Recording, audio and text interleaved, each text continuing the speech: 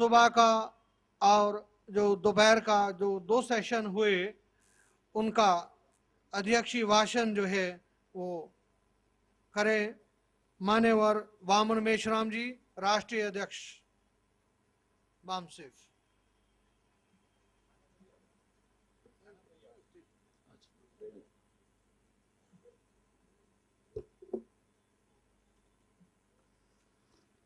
साथियों, अधिवेशन का हमारा दूसरा दिन चल रहा है। मॉर्निंग का सेशन और 11 बजे से चलने वाला दूसरा सेशन, जिसके लिए 2 विषय हैं और दोनों का मैं कंक्लूड करने जा रहा हूं। प्रतिनिधि सत्र का विषय था राष्ट्रव्यापी आंदोलन निर्माण करने के लिए क्या करना चाहिए, और अभी जो 11 बजे का विषय है वो है मूल निवासी बहुजनों की समस्याओं का समाधान राष्ट्रीय स्तर का संघर्ष किए बगैर करना संभव नहीं है, समाधान करना संभव नहीं है। ये विषय चर्चा करने के लिए रखे गए हैं। साथियों,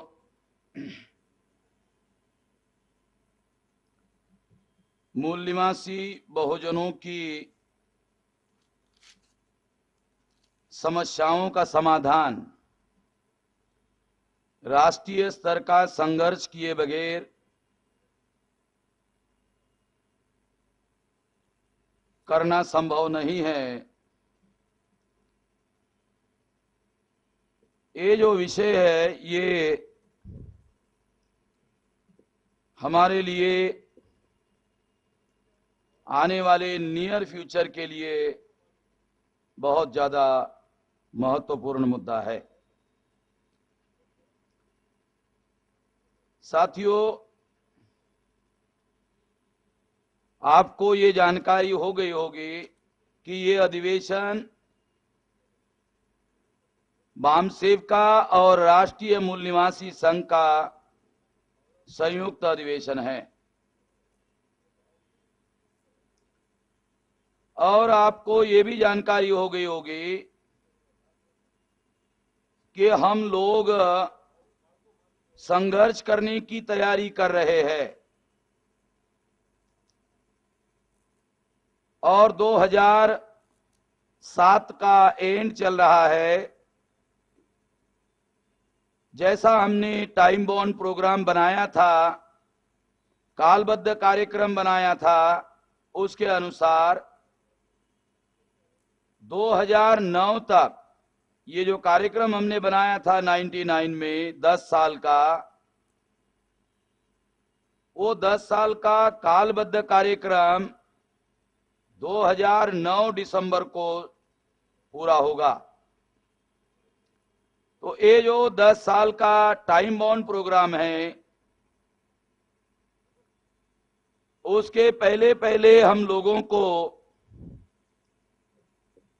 राष्ट्रव्यापी संघर्ष करने की तैयारी करने का कार्यक्रम चलाना था और वो कार्यक्रम हमारा चल रहा है। इसी बात को ध्यान में रखते हुए ये अधिवेशन संयुक्त अधिवेशन बनाया गया, ये संयुक्त अधिवेशन रखा गया है।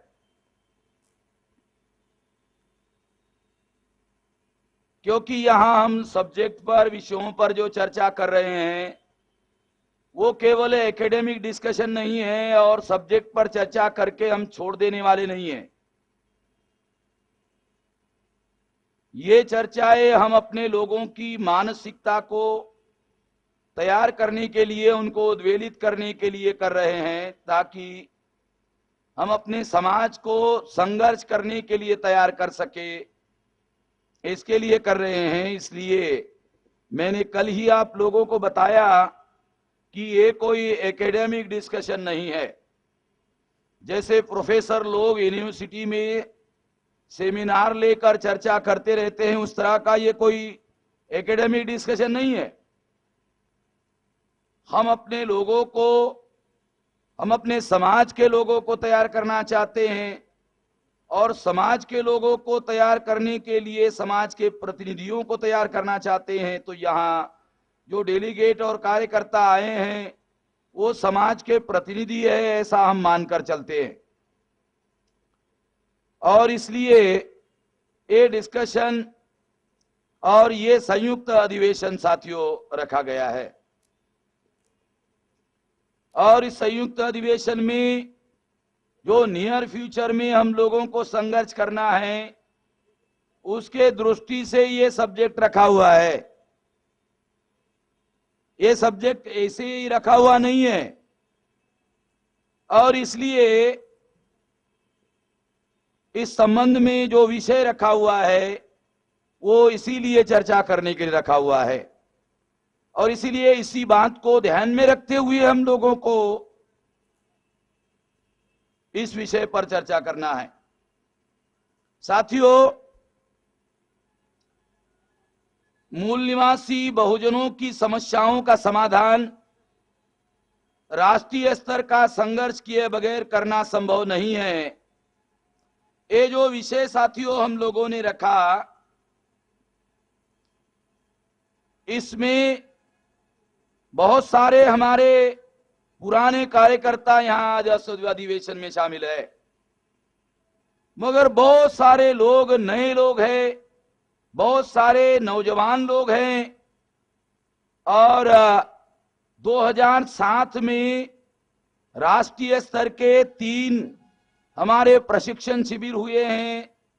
राष्ट्रीय स्तर का अप्रैल महीने में बहुत बड़ा कार्यक्रम अहमदाबाद में हो गया है, और राष्ट्रीय स्तर का दूसरा बहुत बड़ा कार्यक्रम पूना में, पूना पैक्ट के धिक्कार का हो गया है। 5 कार्यक्रम हो चुके हैं, और ये जो राष्ट्रीय अधिवेशन है ये 6ठा कार्यक्रम है, 6 नंबर का कार्यक्रम है, जो राष्ट्रीय स्तर का बहुत बड़ा कार्यक्रम साथियों। ये राष्ट्रीय स्तर का अधिवेशन आज कल से चल रहा है। तो 2007 में बहुत तेजी से हमारा आंदोलन आगे बढ़ा। ये बात सच है कि ये जो ईस्टर्न स्टेट है, इस एरिया में अभी हमारा काम जिस तरह से मध्य भारत में हमारा काम बहुत ज्यादा बढ़ा हुआ है, जिस तरह से उत्तर भारत में हमारा काम बढ़ा हुआ है, उत्तर प्रदेश में हमारा काम बहुत ज्यादा 70 जिलों में, 70 जिले हैं, 70 के 70 जिलों में हमारा काम वहां बना हुआ है। और उत्तर प्रदेश में जो अधिवेशन हुआ वो राष्ट्रीय स्तर का, राज्य स्तर का जो अधिवेशन था वो राष्ट्रीय स्तर पर जैसे अधिवेशन होता है उस तरह से किया गया। तो ये बहुत बड़े पैमाने पर 2007 में हमारा काम बहुत ज्यादा तेजी से साथियों आगे बढ़ा। तो पिछले साल 1-2 कार्यक्रम ही राष्ट्रीय स्तर के हुआ करते थे, इस साल 6 कार्यक्रम राष्ट्रीय स्तर के हुए। ये अपने आप में एक बहुत बड़ा रिकॉर्ड है, और अपने आप में इस बात का सबूत है कि हमारा जो आंदोलन है वो तेजी से आगे बढ़ रहा है। अब हमारे कार्यक्रमों में लोग केवल आते नहीं हैं, बल्कि उस आंदोलन को आगे बढ़ाने के लिए साधन और संसाधन देने का भी काम करते हैं। साथियों, जिस तरह से यहां आपने देखा, रायगढ़ जिले से हमारे एक साथी ने घर बनाया, तो उस घर में गृह प्रवेश करने की पूजा करने पर खर्चा करने के बजाय वो 10,000 रुपया उन्होंने निधि में दिया। बहुत सारे लोग अपनी शादियां करते हैं, उसमें खर्चे में, अनावश्यक खर्चे में कटौती करके वो भी राष्ट्रीय स्तर के आंदोलन के निधि में लोग दे रहे हैं। और महाराष्ट्र में भिवंडी एक शहर है, वहां के एक गांव की महिलाओं ने साल भर 41,000 रुपया इकट्ठा किया, केवल महिलाओं ने 41,000 रुपया, वो भी 1 रुपए में आजादी का, 1 रुपए के हिसाब से, ज्यादा नहीं, अपने कमाई का केवल एक दिन में 1 रुपए के हिसाब से। इससे आप अंदाजा लगा सकते हो, क्योंकि हमारे आंदोलन की जो हिडन स्ट्रेंथ है, हमारे आंदोलन की जो छुपी हुई ताकत है, वो सभी कार्यकर्ताओं को मालूम नहीं होती। इसलिए मैं ये मंच पर से आप लोगों को, जो सारे देश भर में हो रहा है, वो जानकारी आपको इसीलिए बता रहा हूं ताकि आप लोगों को पता चले कि हमारी जो छुपी हुई ताकत है, हिडन स्ट्रेंथ है, वो बहुत ज्यादा है और बहुत ज्यादा आगे बढ़ रही है। तो ये जो सारे देश भर में 6 राष्ट्रीय स्तर के बड़े बड़े कार्यक्रम हुए, और अभी ये राष्ट्रीय स्तर का सबसे बड़ा कार्यक्रम साथियों अभी हो रहा है, जिसके लिए आज ये विषय चर्चा करने के लिए रखा हुआ है। तो ये मूल निवासी बहुजनों की समस्याओं का समाधान राष्ट्रीय स्तर पर संघर्ष किए बगैर करना संभव नहीं है, ये विषय साथियों आज रखा हुआ है। तो जो लोग नए आए हुए हैं, उन लोगों के दृष्टि से ये बात बताया जाना, समझाया जाना बहुत जरूरी है कि ये जो मूल निवासी बहुजन है, ये मूल निवासी बहुजन कौन है? क्योंकि ये जो आंदोलन है, ये आंदोलन मूल निवासी बहुजनों का आंदोलन है। तो हमारे लोगों को ये मालूम होना चाहिए कि मूल निवासी बहुजन कौन है। साथियों, ये जो बहुजन शब्द बनाया गया, ये बहुजन शब्द ऐसे ही नहीं बना। जो इस देश में गैर बराबरी के आधार पर, जैसा हम लोगों को समझाने के लिए बताते रहते हैं, मैं कई बार ये बात लोगों को बताते रहता हूं कि ये जो उंगलियों पर मैं आप लोगों को ये गैर बराबरी की जो व्यवस्था है, इस गैर बराबरी की व्यवस्था को थोड़ा हम लोगों को समझना होगा। ये गैर बराबरी की जो व्यवस्था है, ये इस तरह से वर्टिकल है, वर्टिकल है, ये हॉरिजॉन्टल नहीं है। ये ऐसी हॉरिजॉन्टल नहीं है, ये ऐसी वर्टिकल है। ये सबसे ऊपर ब्राह्मण है, उसके नीचे क्षत्रिय है, उसके नीचे वैश्य है, उसके नीचे शूद्र है, और अनुसूचित जाति और जनजाति वर्ण व्यवस्था के दायरे में नहीं है, वो आउटकास्ट है, वो वर्ण बाह्य है, वर्ण व्यवस्था के अंदर नहीं है। ये बहुत लोगों को ये समाजशास्त्र मालूम नहीं है, ये जानकारी नहीं है। जो समाजशास्त्र पढ़ते हैं उनको भी पता नहीं है, क्योंकि ये तो विचारधारा का मामला है। तो ये जो लोग हैं, अनुसूचित जाति जनजाति के लोग, आउटकास्ट है, ये वर्ण व्यवस्था के बाहर के लोग हैं, उनको रिकॉग्नाइजेशन नहीं है वर्ण व्यवस्था के दायरे में अंदर। बाबा साहब आंबेडकर ने इनके लिए अंग्रेजी का शब्द प्रयोग किया था, आउटकास्ट, वर्ण बाह्य, वर्ण व्यवस्था के बाहर के लोग। तो इस तरह से ये जो मूल निवासी बहुजन है, उसमें जो बहुजन शब्द है वो कैसे बना, वो समझाने के लिए आपको बताता हूं। ये जो बहुजन शब्द है, आपको लगता होगा ये संख्यावाचक शब्द है, इसमें संख्या है, मगर ये संख्या के आधार पर निर्धारित किया हुआ शब्द नहीं है। इस देश में ये जो गैर बराबरी के शिकार लोग हैं, ये जो वर्टिकल सिस्टम है, इसमें जो ब्राह्मण है, ये बेनिफिशियरीज, इस व्यवस्था का बेनिफिशियरीज है, ये क्षत्रिय बेनिफिशियरीज है, ये वैश्य बेनिफिशियरीज है, इसको इसका फायदा होता है। मगर जो शूद्र है, शूद्र कौन है? अगर अनुसूचित जाति और जनजाति के लोग वर्ण व्यवस्था के बाहर के लोग हैं, तो फिर वर्ण व्यवस्था के अंदर जो शूद्र है वो कौन है? वर्ण व्यवस्था के अंदर जो शूद्र है, ब्राह्मण धर्म के अनुसार वो कोई और नहीं बल्कि अदर बैकवर्ड क्लासेस के लोग ही वर्ण व्यवस्था में शूद्र है। बहुत सारे अनुसूचित जाति के पढ़े लिखे लोगों को ये बात जो मैं बता रहा हूं मालूम नहीं है। अनपढ़ों को मालूम होने का सवाल नहीं है। पढ़े लिखे लोग अनुसूचित जाति जनजाति को शूद्र कहते हैं। बाबा साहब अंबेडकर इनको शूद्र नहीं कहते। बाबा साहब अंबेडकर इनको आउटकास्ट कहते हैं, वर्ण बाह्य कहते हैं। ये वर्ण व्यवस्था के बाहर के लोग हैं। अगर ये वर्ण व्यवस्था के बाहर के लोग हैं तो वर्ण व्यवस्था के अंदर जो शूद्र है वो कौन है? वो कोई और नहीं, अदर बैकवर्ड क्लासेस का जो वर्ग है वही वर्ण व्यवस्था में शूद्र वर्ण है। ब्राह्मण धर्म के अनुसार अदर बैकवर्ड क्लास ओबीसी ही वर्ण व्यवस्था में शूद्र है। आपको एक खास बात और एक बताना चाहता हूं जो बहुत ज्यादा महत्वपूर्ण है। जो मनुस्मृति है वो आउटकास्ट लोगों के विरोध में लिखी गई नहीं है, अनुसूचित जाति जनजाति के विरोध में लिखी गई नहीं है। मनुस्मृति शूद्रों के विरोध में लिखी गई है। ये भी हमारे पढ़े लिखे लोगों को, जो अनुसूचित जाति जनजाति के पढ़े लिखे लोग हैं, उनको पता नहीं है। अनुसूचित जाति और जनजाति के लोग जो पढ़े लिखे हैं वो अपने को शूद्र कहते हैं। उनके शूद्र कहने की वजह से ओबीसी के लोगों को वो जो शूद्र है वो कहने की बजाय ओबीसी ने भी इनको शूद्र कहना शुरू कर दिया। सारा गड़बड़ झाला अनुसूचित जाति के पढ़े लिखे लोगों ने किया। ये पढ़े लिखे लोगों ने ये सारा गड़बड़ कर दिया। ये सारा जो जागरण के लिए बड़ा संकट जो खड़ा कर दिया, ये पढ़े लिखे लोगों ने खड़ा कर दिया।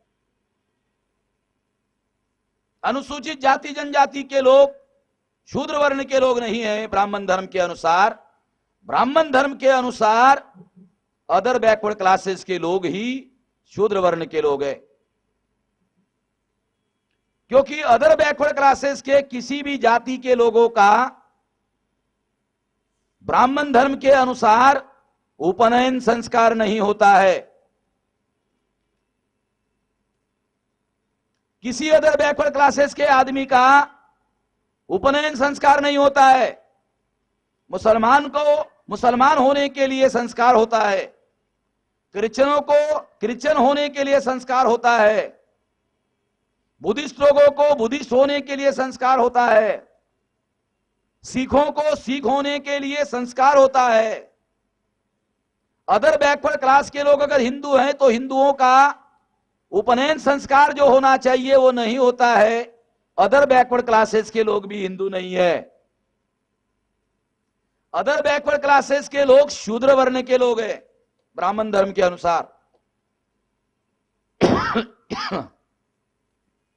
तो इस वर्ण व्यवस्था के अनुसार अदर बैकवर्ड क्लासेस के जो लोग हैं ये विक्टिम्स, एक गैर बराबरी की जो व्यवस्था है उसके ज्यादा सबसे ज्यादा विक्टिम्स जो लोग हैं संख्या में वो शूद्र वर्ण के लोग हैं।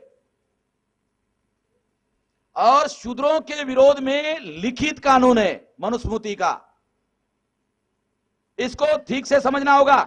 हमारे पढ़े लिखे जो लोग हैं अनुसूचित जाति जनजाति के और जो हाईली पढ़े लिखे लोग हैं, हाईली एजुकेटेड लोग हैं, उनको पता नहीं है। इस वजह से बहुत बड़ा गड़बड़ हो रहा है।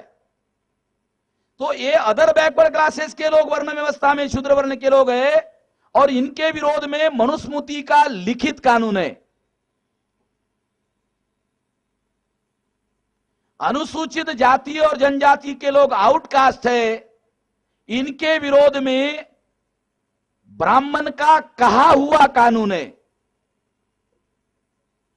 जिस प्रदेश का जो ब्राह्मण होगा, जिस एरिया का जो प्रमुख ब्राह्मण होगा, वो जो बोल देगा वो इनके विरोध में कानून है। इसलिए अलग अलग प्रांतों में, अलग अलग राज्यों में, अलग अलग एरिया में अछूतों के, आदिवासियों के खिलाफ में अलग अलग बातें दिखाई देती है। ये ठीक से हम लोगों को मालूम नहीं है। तो ये तो लिखित कानून के शिकार है और जो आउटकास्ट है वो स्पिरिट ऑफ मनुस्मृति के शिकार है। ये मनुस्मृति के शिकार है और अनुसूचित जाति और जनजाति के लोग स्पिरिट ऑफ मनुस्मृति के शिकार है, जिसके आधार पर ब्राह्मण अलग अलग जगह अपना फैसला दे करके इनके विरोध में इनको प्रताड़ित करते हैं। और इसकी वजह से जिन्होंने धर्म परिवर्तन किया वो धर्म परिवर्तन करके मुसलमान हो गए, सिख हो गए, ईसाई हो गए, बुद्धिस्ट हो गए। ऐसे लोग अनुसूचित जाति जनजाति अदर बैकवर्ड क्लासेस से धर्म परिवर्तित हो गए। इन सभी लोगों की संख्या जो ब्राह्मणवादी व्यवस्था के जो वर्टिकल सिस्टम है, ध्यान रखना ये हॉरिजॉन्टल नहीं है, वर्टिकल है। कोई बड़ा है, कोई ऊपर है, कोई ऊपर है, कोई ऊपर है, कोई उसके नीचे है, कोई नीचे है, कोई सबसे नीचे। ये जो वर्टिकल सिस्टम है जिसमें लोग क्रमिक असमानता, ये जो क्रमिक असमानता है, क्रम के अनुसार असमानता है, हायरार्की है, इसके जो शिकार लोग हैं, इस तरह से बनी हुई जो व्यवस्था है उसके जो शिकार लोग हैं, वो शिकार लोगों की संख्या 85% है। ये जो संख्या हमने निकाली, ये संख्या हमको लगा और इसलिए हमने संख्या निकाल दिया, ऐसा नहीं है। मैं ये खास बात आप लोगों को बताना चाहता हूं। ये भी बहुत सारे लोगों को समझ में नहीं आता। बहुत सारे लोग हमको कहते रहते हैं, अरे एक जाति के लोग इकट्ठा नहीं होते हैं, 85% लोगों को इकट्ठा करने की बात करते हैं, कैसे होगा? इसलिए आप लोगों को बता रहा हूं, इसलिए ये बात समझाने की है, इसलिए ये बात समझने की है। और बहुत ज्यादा जो जागरण करने वाले लोग हैं, जो हमारे कार्यकर्ता है, उन जागरण करने वाले लोगों को ये मौलिक बात, ये जो विचारधारा हमने विकसित की है, उसका जो आधार बिंदु है, वो आधार बिंदु अगर आप लोगों को समझ में आएगा तो बहुत सी बातें आपको समझ में आएगी। विचारधारा विकसित करने के लिए भी कोई आधारभूत बातें होती है, मौलिक बातें होती है, जिसको आधार बनाकर विचारधारा का विकास किया जाता है। विश्लेषण करने का एक शास्त्र होता है, साइंटिफिक मेथड होती है, साइंटिफिक मेथोडोलॉजी होती है। हम कोई भी बात ऐसे ही उठपटांग कहते नहीं है, तो उसका एक सिस्टम है। वो बात मैं आप लोगों को समझा रहा हूं कि ये जो बहुजन शब्द बना, ये संख्यावाचक शब्द आपको दिखाई देता है, मगर ये शब्द बना कैसे? तो जो ब्राह्मणवादी व्यवस्था है उसके जो शिकार लोग हैं वो संख्या में 85% है। शेड्यूल कास्ट के लोग, शेड्यूल ट्राइब के लोग, अदर बैकवर्ड कास्ट के लोग और उनसे धर्म परिवर्तन करने वाले लोग, इन सब लोगों को मिलाकर संख्या 85% बनती है। यानी इसका मतलब है संख्या बाद में है, पहले क्या है? ये लोग व्यवस्था के शिकार है। कौन सी व्यवस्था के? ब्राह्मणों ने जो व्यवस्था बनाई, गैर बराबरी की वर्ण व्यवस्था, जाति व्यवस्था बनाई, उसके जो लोग शिकार हैं उनकी संख्या 85% है। दो बातें आप लोगों को बता रहा हूं, समझा रहा हूं। एक तो गैर बराबरी के शिकार, गैर बराबरी की व्यवस्था के शिकार, और दूसरा गैर बराबरी की व्यवस्था के शिकार लोगों की संख्या। ये आंकड़ा ऐसे बना, ये आंकड़ा अलग नहीं है, ये आंकड़ा बनने के पहले ये व्यवस्था के शिकार लोग हैं। ये आंकड़ा स्वतंत्र नहीं है, व्यवस्था के शिकार लोगों को इकट्ठा करने की बात उठाई गई, उसका जोड़ बाद में बनाया गया तो 85% निकला। 85% हमको लगता है इसलिए नहीं कर रहा, इसलिए ये आंकड़ा नहीं बनाया। जो व्यवस्था के शिकार है, जो ब्राह्मणवादी व्यवस्था के शिकार हैं, उनकी संख्या 85% है। अब 100 में जो 85 होगा वो संख्या के दृष्टि से बहुजन होगा, जाति की संख्या में भी बहुजन है, टोटल संख्या में भी बहुजन है, जाति की संख्या में भी बहुजन है, टोटल संख्या में भी बहुजन है। इसलिए साथियों ये बहुजन है। जो नए लोग आए हुए हैं उन लोगों को बामसेप में काम करने के पहले ये मौलिक बात हम लोगों को समझना होगा और अकॉर्डिंगली अपनी विचारधारा में परिवर्तन लाना होगा, अकॉर्डिंगली अपनी सोचने का तौर तरीका बनाना होगा। क्योंकि आपका जो तौर तरीका समाज में रहकर है वो अलग है, बामसेप में आओगे अलग होना चाहिए। आपका तौर तरीका बामसेप में लागू नहीं होगा, आपको बामसेप का तौर तरीका अपने जीवन में लागू करना होगा। मौलिक बातें आप लोगों को बता रहा हूं, फंडामेंटल बातें मैं आप लोगों को समझा रहा हूं। आपकी सोच इधर लागू नहीं होगी।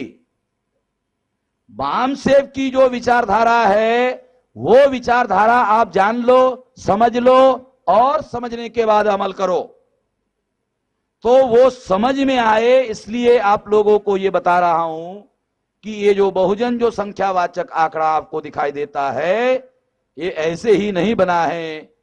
ये कैसे बना, इसलिए ये विश्लेषण आप लोगों को मैंने बताया। दूसरा शब्द है मूल निवासी। एक शब्द है बहुजन, दूसरा शब्द है मूल निवासी। 2000 ये शब्द कैसे बना? 2001 में टाइम्स ऑफ इंडिया में खबर छपी, अमेरिका के वॉशिंगटन में उताह विश्वविद्यालय है, उस विश्वविद्यालय का बायोटेक्नोलॉजी डिपार्टमेंट का हेड ऑफ डिपार्टमेंट है माइकल बामशाद। उधर भी बामशाद है, थोड़ा सा फर्क है बामसेप में और बामशाद में। तो बामशाद है, वो बामसेप नहीं है, वो बामशाद है, माइकल बामशाद। उसने बायोटेक्नोलॉजी डिपार्टमेंट के आधार पर प्रोजेक्ट बनाया और वो प्रोजेक्ट भारत की प्रजा के विश्लेषण के लिए बनाया। उस विश्लेषण के आधार पर उसने डीएनए का उपयोग करके उसने विश्लेषण किया। तो उस डीएनए के आधार पर यह सिद्ध हुआ कि ब्राह्मण, क्षत्रिय और वैश्य इनका डीएनए विदेशी लोगों से मिलता है और अनुसूचित जाति, जनजाति, अदर बैकवर्ड क्लासेस और इनसे धर्म परिवर्तित लोगों का डीएनए ये यहां के मूल निवासियों का है। और एक आश्चर्यजनक बात डीएनए के आधार पर उन्होंने बताई कि ब्राह्मणों के घरों में जो महिलाएं हैं उनका डीएनए भी भारत के मूल निवासियों के डीएनए के साथ मिलता है। जो शेड्यूल कास्ट की, शेड्यूल ट्राइब की, ओबीसी की महिलाएं हैं उनका डीएनए और ब्राह्मणों के घरों में जो महिलाएं हैं उनका डीएनए एक जैसा है। इससे प्रमाणित हो गया कि ये जो ब्राह्मण हमारे देश में दिखाई देता है ये आक्रमणकारी है। और जो आक्रमणकारी होता है वो आक्रमण करने के मकसद से आता है, वो अपने साथ में महिलाओं को नहीं लाता है। और इस वजह से उन्होंने महिलाओं को नहीं लाया और जो लोग यहां स्थायी हो गए वो स्थायी होने वाले अपनी प्रजा उत्पन्न करने के लिए यहां की महिलाओं का उन्होंने उपयोग और प्रयोग किया।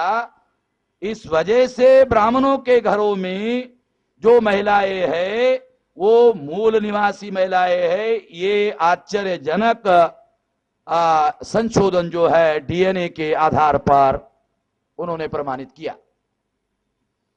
और जो दूसरी बहुत महत्वपूर्ण बात उन्होंने प्रमाणित की कि ब्राह्मणों ने जाति व्यवस्था का निर्माण करने के लिए महिलाओं का इस्तेमाल किया।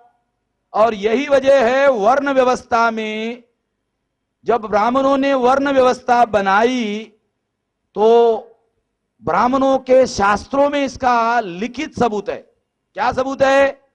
ब्राह्मण की मां को ब्राह्मण ने शूद्र घोषित किया। है ना आश्चर्यजनक बात? अरे हम लोगों को शूद्र घोषित किया तो समझ में आता है, ब्राह्मण ने अपनी मां को भी शूद्र घोषित किया, अपने बीवी को, अपने बहन को, अपने बेटी को भी शूद्र घोषित किया। और इसलिए वर्ण व्यवस्था में महिलाओं को, किसी भी महिला को ब्राह्मण का ब्राह्मण वर्ण नहीं, क्षत्रिय का क्षत्रिय वर्ण नहीं, वैश्य का वैश्य वर्ण नहीं, सभी महिलाओं को शूद्र घोषित किया गया है। ये आश्चर्यजनक सबूत ब्राह्मणों के धर्मशास्त्र में लिखित है, डीएनए में भी है और ब्राह्मणों के धर्मशास्त्र में भी है। ये सिंगल एविडेंस नहीं, डबल एविडेंस है, ये क्रॉस एविडेंस है, ये पक्का प्रमाणित मामला बनता है। इस तरह से ये जो मूल निवासी बहुजन है, ये जो मूल निवासी शब्द है, इस तरह से बनता है कि schedule caste, schedule tribe, other backward caste, इनसे धर्म परिवर्तित लोग और ब्राह्मण क्षत्रिय वैश्यों के घरों में जो महिलाएं हैं उनका डीएनए भी मूल निवासियों से मिलता है। कुछ हमारे पढ़े लिखे लोग इस मैं जो आपको बता रहा हूं उसका गलत मीनिंग निकाल सकते हैं, वो ऐसा सोच सकते हैं, तो ये तो बड़ा अच्छा हो गया मेश्राम जी ने बताया, अभी ब्राह्मण के घर में जो लड़की पैदा होगी उससे अगर हम शादी करेंगे, इंटरकास्ट मैरिज कर देंगे तो साला तो हमारा ही है। तो ऐसा कुछ हमारे लोग, पढ़े लिखे लोग जो है उसका मीनिंग निकाल सकते हैं, इसके लिए मैं नहीं बता रहा हूं। हमारे लोग अपने सुविधा के अनुसार इसका अर्थ निकाल सकते हैं, मैं इसके लिए ये नहीं बता रहा हूं। ये इसलिए बता रहा हूं क्योंकि हम लोगों को अपना कौन और पराया कौन, इसके अंदर भेद करते आना चाहिए, इसके अंदर अंतर करते आना चाहिए, क्योंकि इसका संबंध दोस्त कौन और दुश्मन कौन इसके साथ में है, और जिसको दोस्त कौन और दुश्मन कौन है उसका पता चलता है दुनिया में केवल वही जागृत होता है। जागृत वो नहीं होता है जो डॉक्टर होता है, इंजीनियर होता है, वकील होता है, आईएएस होता है, आईपीएस होता है, आईआरएस होता है, ग्रेजुएट होता है, पोस्ट ग्रेजुएट होता है, पीएचडी होता है, वो जागृत नहीं होता। जागृत उसको माना जाता है जो दोस्त को पहचाने दोस्त है, दुश्मन को पहचाने दुश्मन है, वही केवल दुनिया में जागृत माना जाता है। ये भी समझने की कोशिश करो, क्योंकि बहुत सारे पढ़े लिखे लोग मुझे ये कहते रहते कि मेश्राम जी ये आईएएस आदमी है, इसको क्या समझाने का, ये तो पहले ही आईएएस है। अरे आईएएस हुआ तो क्या वो बाबा साहब अंबेडकर के यूनिवर्सिटी में पढ़ा क्या, वो ज्योतिराव फुले के यूनिवर्सिटी में पढ़ा क्या, वो तो हमारे यूनिवर्सिटी में नहीं पढ़ा। इसीलिए मैं कहते रहता हूं ये जो बामसेफ है ये स्कूल ऑफ थॉट है। यहां पीएचडी अगर हुआ है जवाहरलाल नेहरू यूनिवर्सिटी में तो उसको भी इधर ट्रेनिंग लेना पड़ता है। जवाहरलाल नेहरू यूनिवर्सिटी में अगर कोई पीएचडी हो गया तो उसको भी इधर ट्रेनिंग लेना पड़ता है। ट्रेनिंग क्यों लेना पड़ता है, क्योंकि उसने उधर उसका जो अभ्यासक्रम किया वो अलग है, इधर का अभ्यासक्रम अलग है, और हर अभ्यासक्रम को सीखने के लिए कोशिश तो करनी पड़ती है। अगर एक डॉक्टर को वकालत करने के लिए कहो, वकालत नहीं कर सकता। एक वकील को कहो डॉक्टरी करो, अरे डॉक्टरी छोड़ो, वकील को कहो सुई लगाओ, जो कंपाउंडर लगाता है वो भी नहीं लगा सकता है? हमारे काजी साहब है, हाई कोर्ट के वकील है, अगर इनको कहा जाए कंपाउंडर हमारा 7वीं पास 4थी पास जो है वो सुई लगाता है, जरा सुई लगाओ, तो काजी साहब हाई कोर्ट के वकील है, वो सुई लगाने का काम नहीं कर सकते। क्यों? क्योंकि हर अलग अलग काम के लिए अलग अलग शिक्षा, अलग अलग दीक्षा, अलग अलग प्रशिक्षा, ट्रेनिंग होता है और लेना पड़ता है। इसलिए मैं बता रहा हूं कि ये बामसेफ जो है ये स्कूल ऑफ थॉट है। एक खास बात मैं आप लोगों को बता रहा हूं, और दुनिया में समस्याओं का आकलन करने के लिए स्कूल ऑफ थॉट की डिग्री चाहिए। समस्याओं की समझ होने के लिए स्कूल ऑफ थॉट की डिग्री चाहिए, स्कूल ऑफ थॉट की समझ चाहिए। ये एक अलग बात है, एक अलग चीज है। और ये इसी दृष्टि से ये बामसेप में ये बहुत सारी बातें जो है सिखाई जाती है। हमने सीखी क्योंकि हमको हमारे सीनियर लोगों ने सिखाया, हमारे सीनियर लोगों को उनके सीनियर लोगों ने सिखाया, और जो और सीनियर लोग थे उन्होंने हमारे महापुरुषों के आंदोलन से जो दस्तावेज है उससे उन्होंने सीखा। इसलिए ये बहुत ज्यादा महत्वपूर्ण बात है, मौलिक बात है।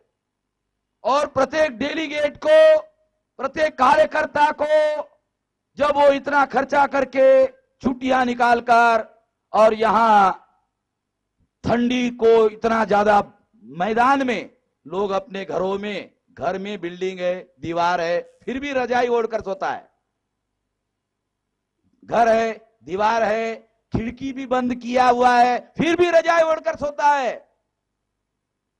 ऐसे स्थिति में आप लोग मैदान में, और मैदान में आप लोग सो रहे हो, इतनी दुख तकलीफ और बर्दाश्त सहन कर रहे हो, तो ये सहन कर रहे हो तो आदमी को सीखना चाहिए।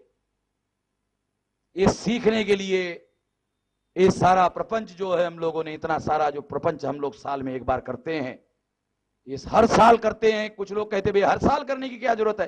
अरे भाई तलवार पर जंग चढ़ता है, साला दिमाग पर भी चढ़ता है।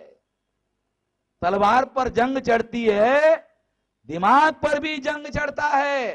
वो दिमाग को भी धार लगाते, जैसे छुरी को धार लगाना पड़ता है, उसी तरह से दिमाग को लगातार धार लगाते रहना पड़ता है। फ्रेश एंड रिफ्रेशमेंट का कोर्स चलाना पड़ता है, वरना दिमाग पर भी जंग चढ़ जाती है।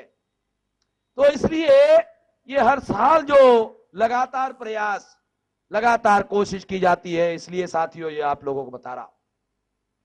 तो ये जो मूल निवासी लोग है, ये मूल निवासी बहुजन, तो ये मूल निवासी बहुजन लोगों का हम लोगों ने बामसेप बनाया।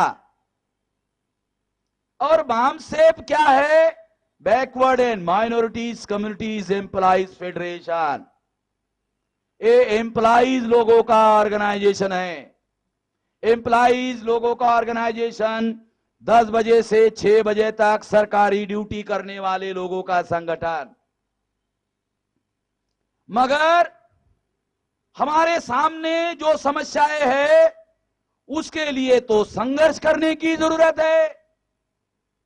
इसलिए बामसेप में काम करने वाले जो लोग हैं, 10 से 6 बजे तक ये कुछ पाबंदियों के अंदर रहकर काम करने वाले लोग हैं। इनके ऊपर कुछ पाबंदियां है, सिविल सर्विस कंडक्ट रूल्स की कुछ पाबंदियां है।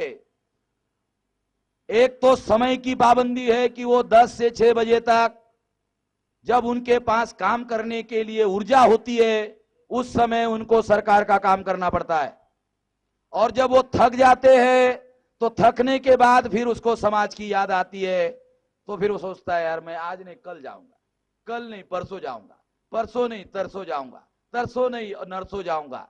तो ये हमारा जो आजादी का मामला है, ये डिले डिले और डिले होते रहता है। ये समस्या है, ये बहुत मौलिक समस्या है।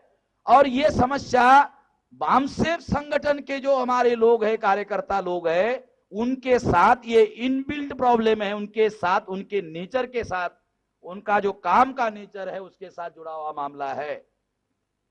और इस वजह से ये बंधन बामसेप के ऊपर भी आ जाता है।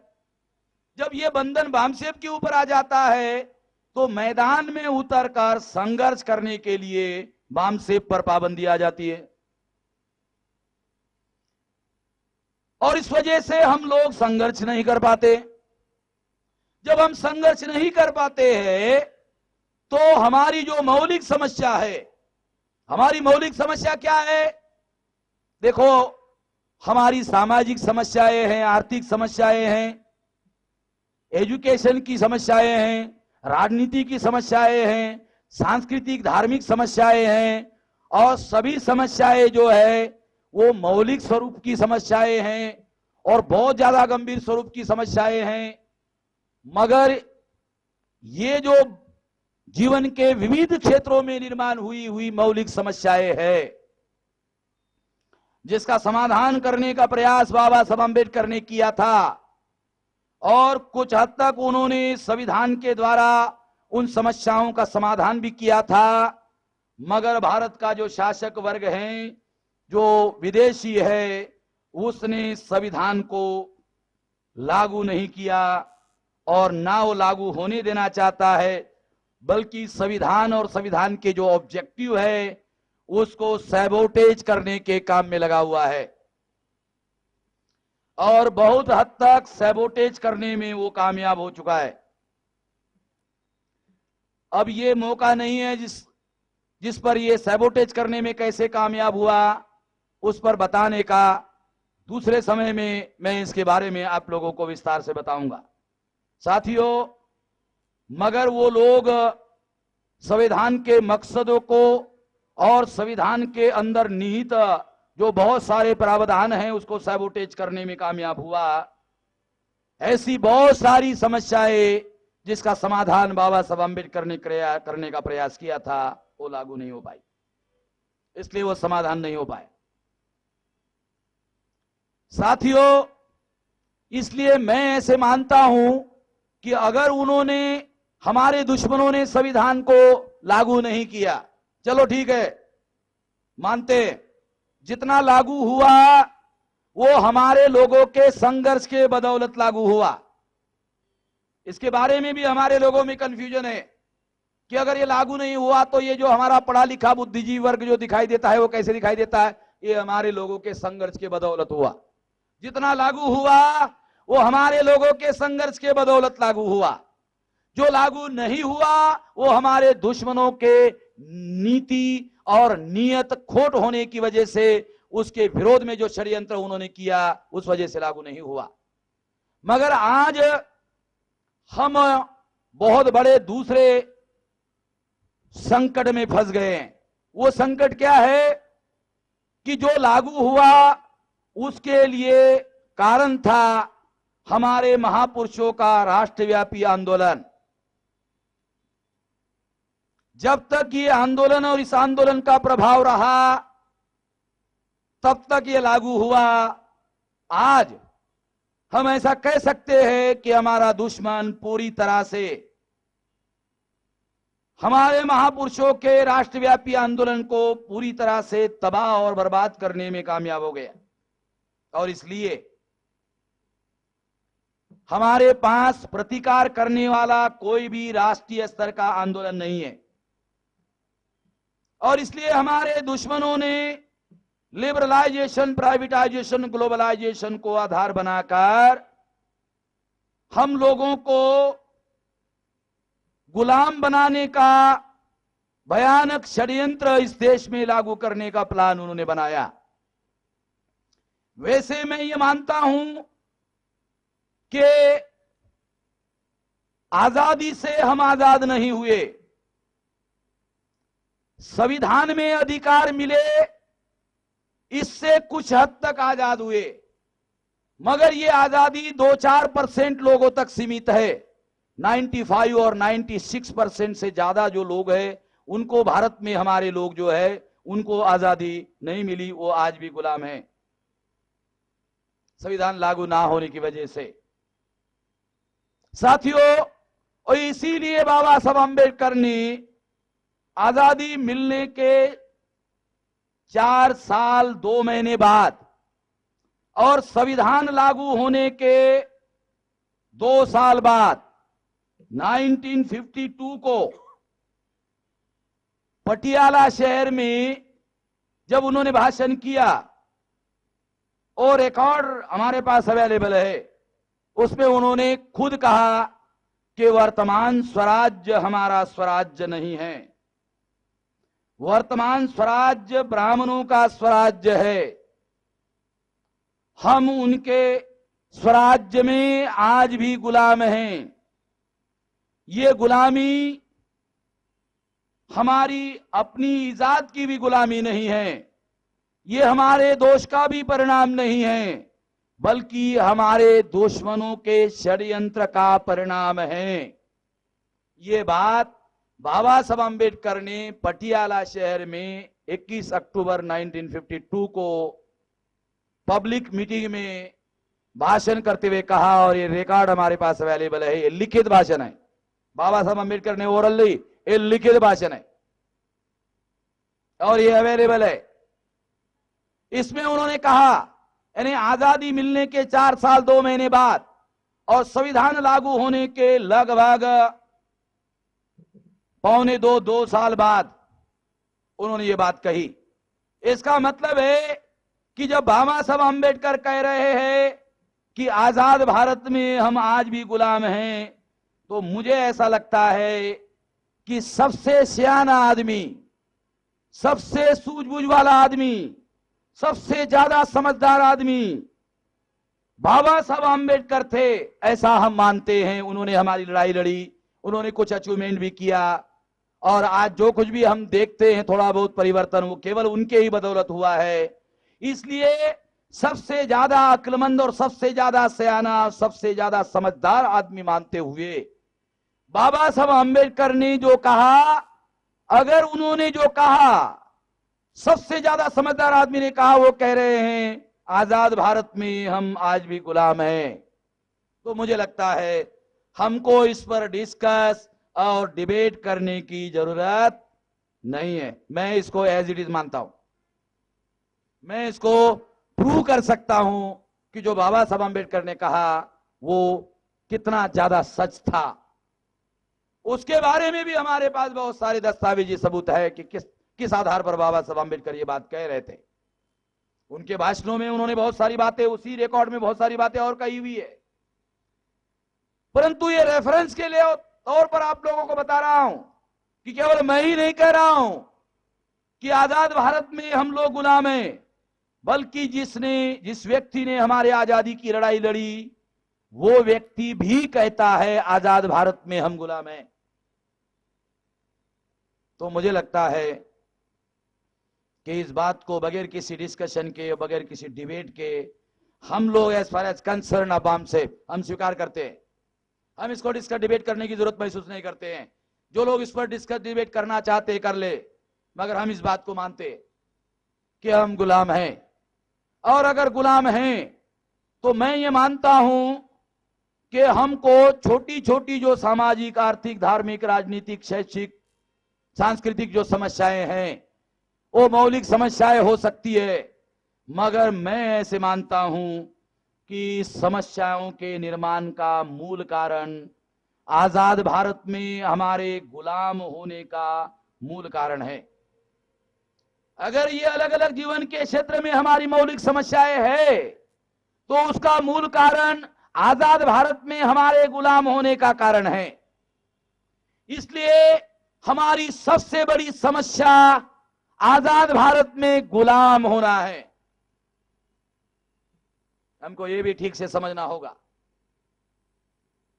अगर आजाद भारत में गुलाम होना हमारी सबसे बड़ी समस्या है,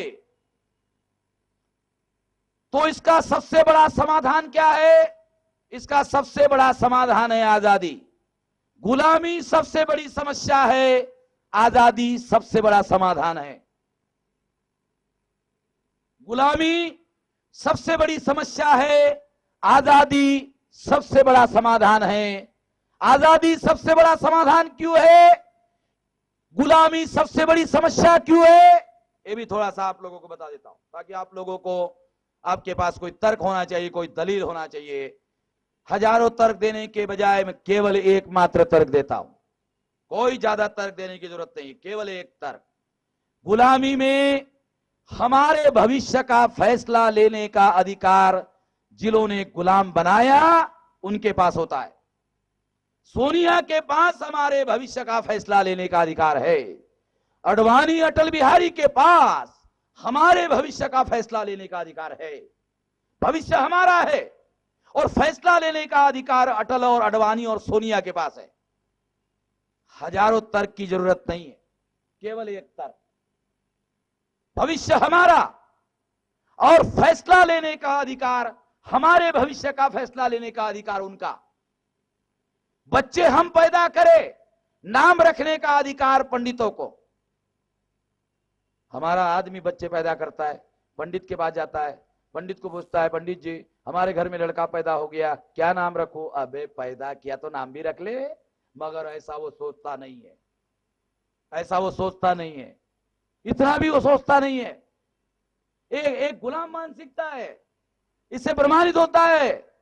तो हमारे भविष्य का फैसला लेने का अधिकार, हाई कोर्ट में हमारे जज होने चाहिए कि नहीं होने चाहिए, सुप्रीम कोर्ट में हमारे जज होने चाहिए कि नहीं होने चाहिए, संसद में, विधानसभा में हमारे लड़ाकू किस्म के प्रतिनिधि होने चाहिए कि नहीं होने चाहिए, आरक्षण में हमारे अधिकारियों का परसेंटेज फुलफिल होना चाहिए या नहीं होना चाहिए, हमारी छोटी छोटी हमारे गलियों में इलेक्ट्रिक का पोल होना चाहिए या नहीं होना चाहिए, उस इलेक्ट्रिक के पोल में बल्ब लगना चाहिए या नहीं लगना चाहिए। साला इतने भी छोटे छोटे फैसले लेने का हमारे पास में कोई अधिकार नहीं। गली हमारी, मगर गलियों में खंबा, उसके ऊपर बल्ब लगाया जाना चाहिए या नहीं लगाया जाना चाहिए, हमारे बस्तियों की गलियों में पक्के रोड होने चाहिए या रोड होने ही नहीं चाहिए, इसका भी फैसला लेने का अधिकार हमारे पास में नहीं है। कितनी बातें गिनाऊं। इसलिए केवल एक तर्क और एक दलील आपको बता रहा हूं। कौन सी? कि भविष्य हमारा है। गुलामी की पहचान आपको बता रहा हूं। भविष्य हमारा है, मगर हमारे ही भविष्य का फैसला लेने का अधिकार हमारे पास नहीं है। गुलामी की इससे बड़ी कोई अलग पहचान है? इससे कोई अलग गुलामी होती है? हमारे भविष्य का फैसला लेने का अधिकार अटल बिहारी का, अडवाणी का, सोनिया गांधी का हमारे पास फैसला नहीं है। एक गुलामी की पहचान। आजादी की पहचान क्या है? इसके विरुद्ध। इसके विरुद्ध क्या है? अगर आजादी का मतलब होता है कि भविष्य भी हमारा हो और उस भविष्य का निर्णय लेने का अधिकार भी हमारा हो। आपको आसान करके समझा रहा हूं। बड़ी जो बात है, जो क्रिटिकल बात है, बहुत सिंप्लीफाइड करके आपको समझाता हूं, बहुत आसान, ताकि आसानी से आपको समझ में आ जाए। भविष्य भी हमारा हो और हमारे भविष्य के सारे फैसले लेने का अधिकार हमारा हो, उसको कहते आजादी। तो ये हो गई गुलामी और आजादी, दोनों की व्याख्या। सिंपल।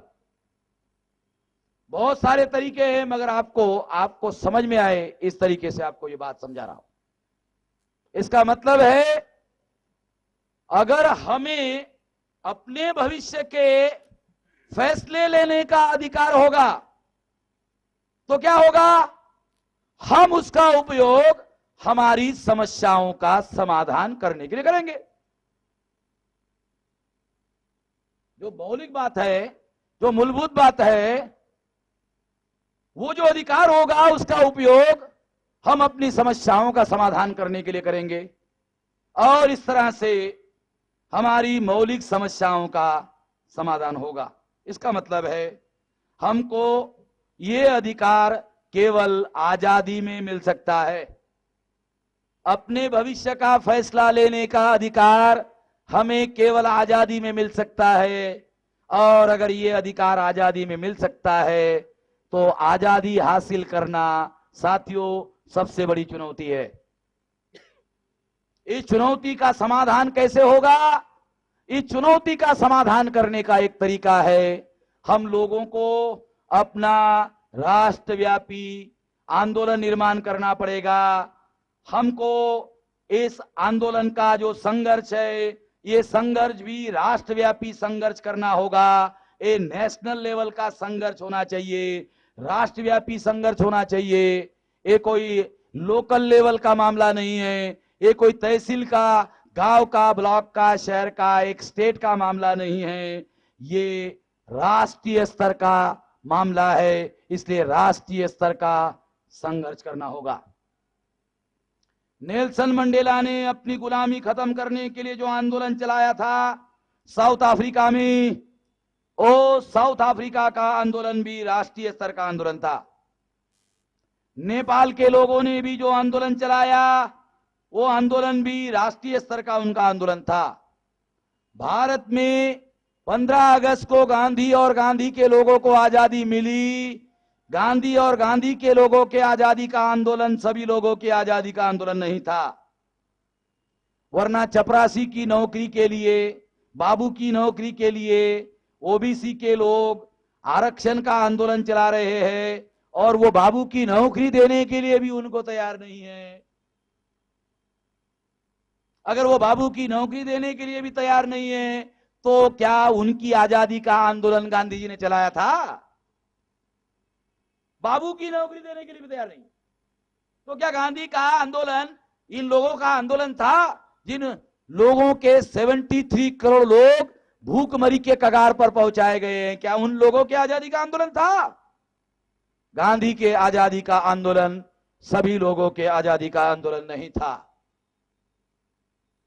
गांधी वर्ण व्यवस्था में विश्वास करते थे, जाति व्यवस्था में भी विश्वास करते थे और अस्पृश्यता खत्म करने के लिए बाबा साहब अम्बेडकर ने ड्वेल वोट का अधिकार हासिल किया था, उसको गांधी ने खत्म कर दिया। इसलिए अस्पृश्यता का भी संस्थागत गांधी समर्थन करते थे, प्रोपोगंडा विरोध में करते थे, मगर संस्था में ये मेरा मानना है, मेरे पास सबूत है और इसके लिए मैं कहीं पर भी डिस्कस और डिबेट करने के लिए तैयार हूं और पिछले 10 साल से कह रहा हूं कि डिस्कस डिबेट करने के लिए आ जाओ। कोई नहीं आता, कोई गांधी का चला, कोई चपाटे नहीं आता, क्योंकि उनको मालूम है कि ये आदमी पागल आदमी है। ये पागल आदमी को छोड़ के दूसरों के साथ तो हम बात कर सकते हैं, इसके साथ सारा डॉक्यूमेंट है, दस्तावेज है, बाकी लोगों के पास तो नहीं है, तो इसके साथ में बहस करने का कोई मतलब नहीं है। कोई आता नहीं है। मैं सारे देश भर में, गुजरात में जाकर कई बार हमने ये बात कही। आजादी हासिल करने के 2 तरीके हैं। एक तरीका है हथियारबंद आंदोलन। दुनिया वालों ने 2 तरीके पैदा किए, आपको दोनों तरीके बताता हूं। एक आंदोलन है हथियारबंद आंदोलन और एक आंदोलन है जन आंदोलन। नेपाल में जो चला जन आंदोलन, सभी लोगों ने मिलकर चलाया राजा के विरोध में। गांधी ने जो चलाया था जन आंदोलन, नेल्सन मंडेला ने जो चलाया था जन आंदोलन। तो ये जो जन आंदोलन है ये दूसरा तरीका है। एक हथियारबंद आंदोलन है, एक जन आंदोलन है। हम हथियारबंद आंदोलन में यकीन नहीं करते, विश्वास नहीं करते।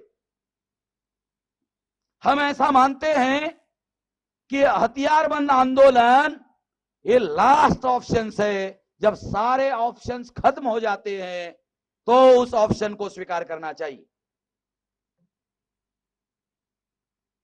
जब सारे जायज तरीके बंद कर दिए जाए, दुश्मन अगर आपके सारे जायज तरीके बंद कर देता है तो फिर आपके पास भी कोई तरीका नहीं बचता है।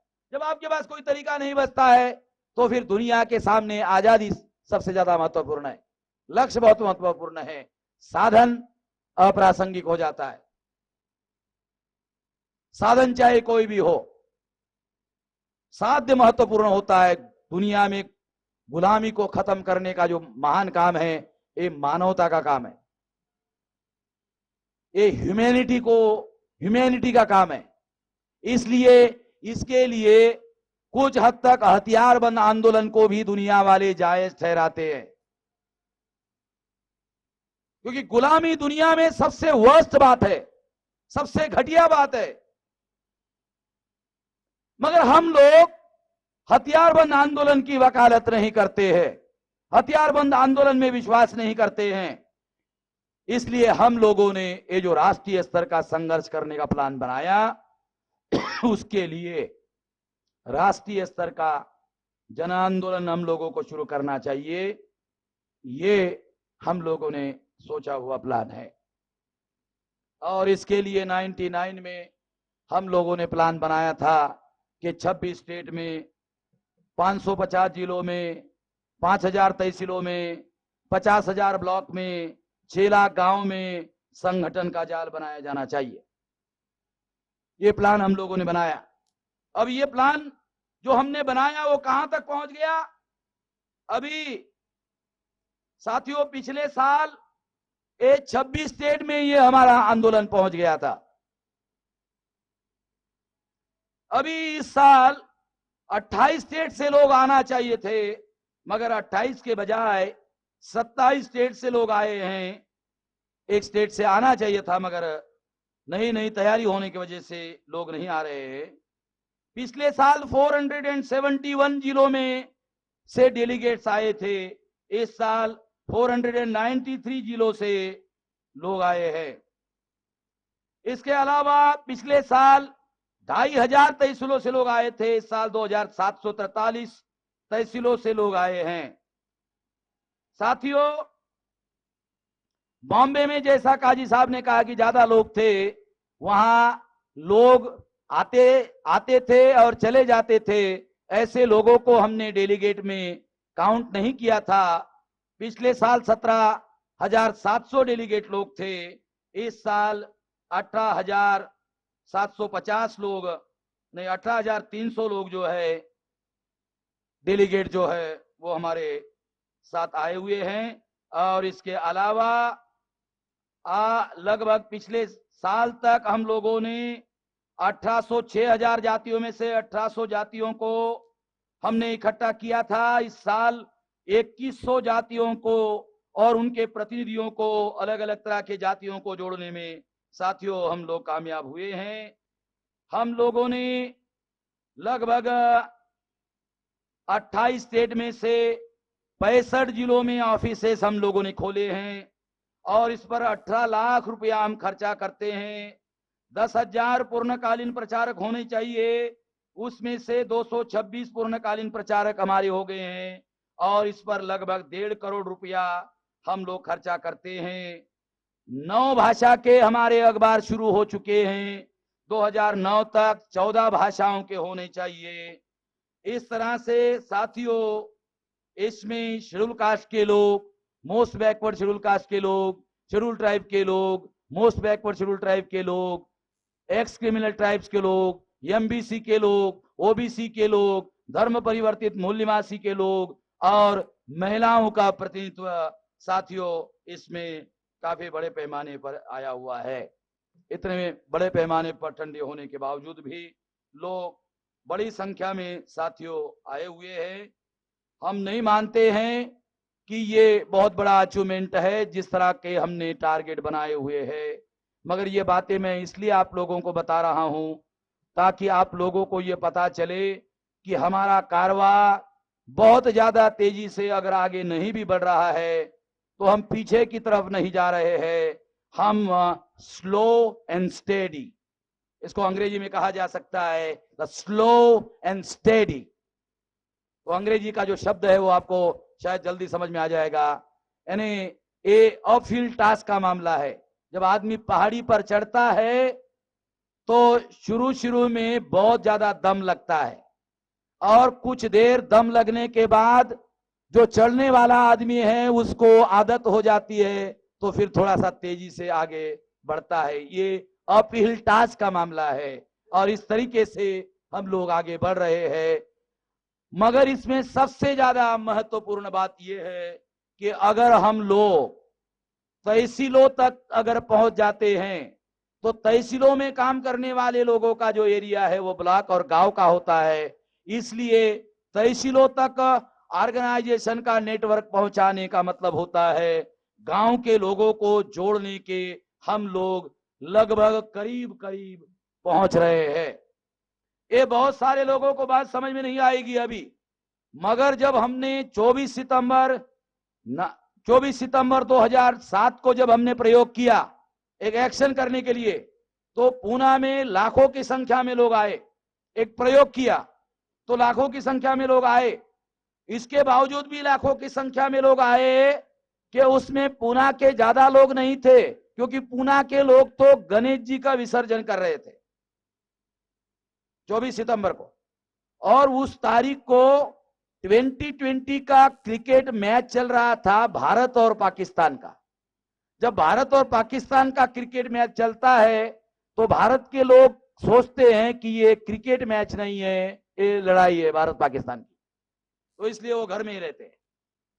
तो पुणे के लोग नहीं थे, तो हम लोगों ने सारे देश भर से जब एक्शन करने का प्रयास किया तो लाखों की संख्या में 7 लोग आए।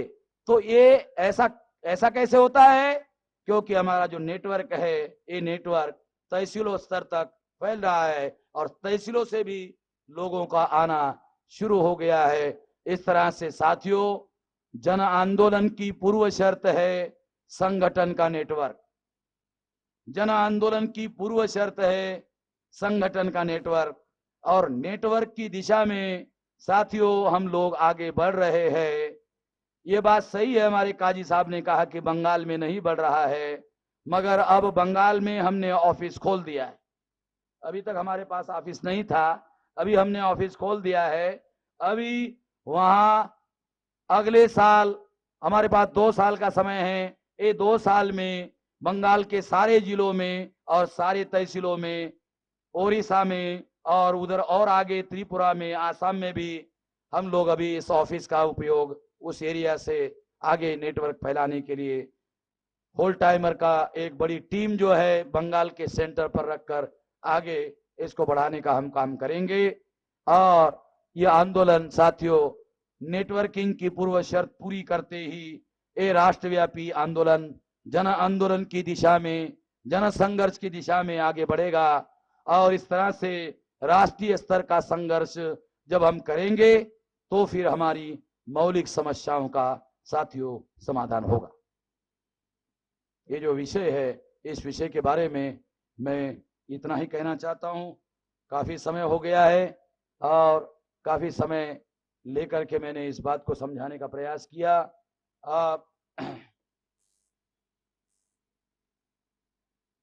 यहाँ पर एक नोटिस है, सूचना है, यहाँ पर चलने वाले सभी सत्रों की करंट वीसीडी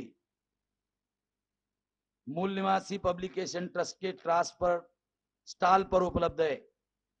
कल की जो सीडी है वो उपलब्ध है, जो है वो ले सकते हैं। कल दिन भर चले सत्रों की वीसीडी स्टॉल पर मिल रही है। मंडल कमीशन के किताब का जिसकी कीमत 100 रुपया है वह 50% डिस्काउंट पर मिलेगी।